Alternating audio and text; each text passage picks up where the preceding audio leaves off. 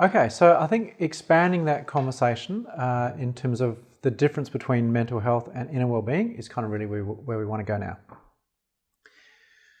So the mental health space has a proliferation of good material on resilience, but it's almost speechless or wordless when it comes to inner well-being. And I think that's the gap that needs to be addressed now. So my goal is to expand that conversation of mental health so that it includes what am I able to be like when everything's fallen over. And I'm not talking about the necessary introductory level of, developing social buffers so that, you've got people to talk to and debrief. Let's just say that that's already been cleared.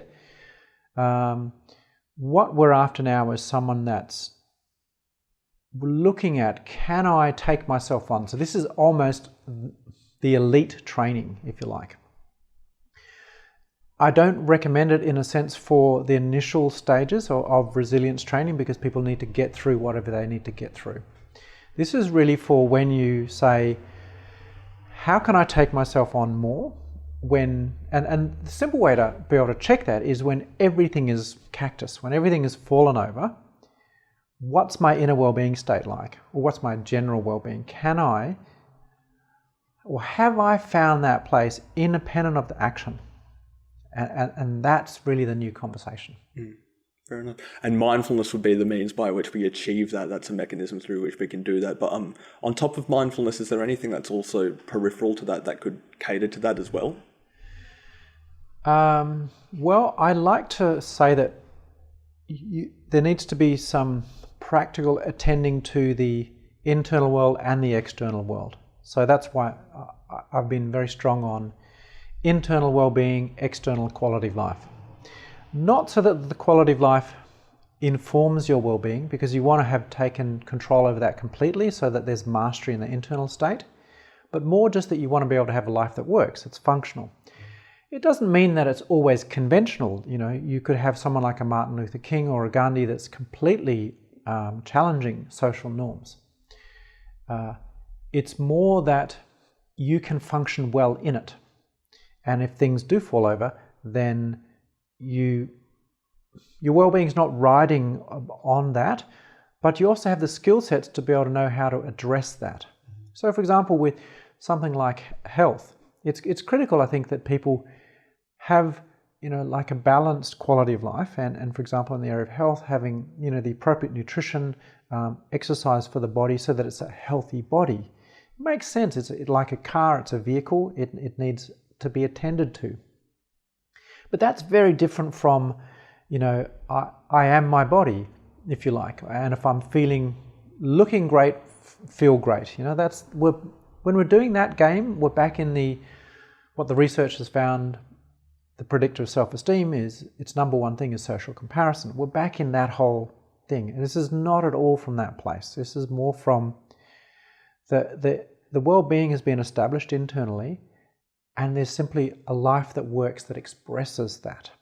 So that's the balance, if you like, in a sense, with the mindfulness and also the balanced quality of life work that can be done together.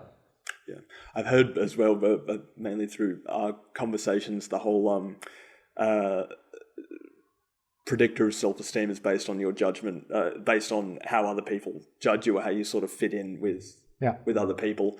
And it almost feels like, have I explained that? And it's always, how important that is to us, because there's that other phrase, what do you think of me is none of my business. And do you think that that's in terms of how that's a disposition we have, is that a cultural thing, or is that something that's personally ingrained, but then beyond that and with relevance to what we're talking about here, how do we break that flow of behavior in terms of making that or how long would it take essentially to break that flow of using that as a point of distinction or comparison for yourself and other people?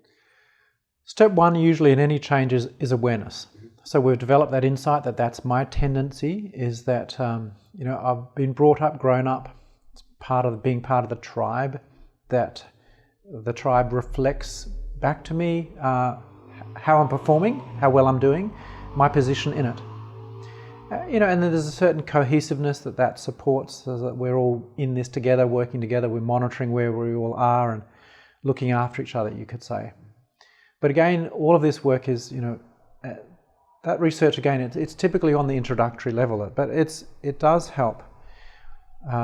It's just the difficulty is that because of the lack of, being perfectly loving human beings, those mirrors aren't always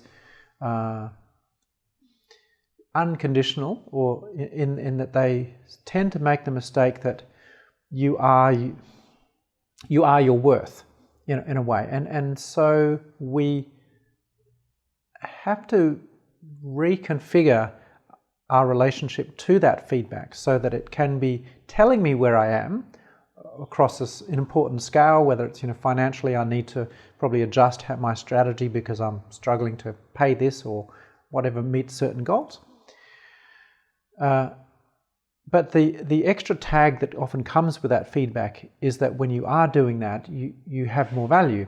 And on a relative level, you have more value to the economy, you have more value to the tribe. So that bit makes sense. It's just where the category mistake is, if you like. In philosophy, they talk about something, equivocation, if you like, where something that looks like something, must be that thing. Family resemblance is another thing. So my value to the society looks like that's my value of me, and therefore we make the two the same, but they're quite different. My value to society might be increased if I'm more financially viable. That's just logical, practical. But we then add the extra unnecessary bit, which is that my own personal value equates to that. And that's where the shift is, and the first step is to build that awareness that my value is in a sense independent of my relative contribution. Which then begs the question, well, what is your value then? Well, if it's not those things, if you're not of value to other people, then where's your value? Because we live in a whole or in a group.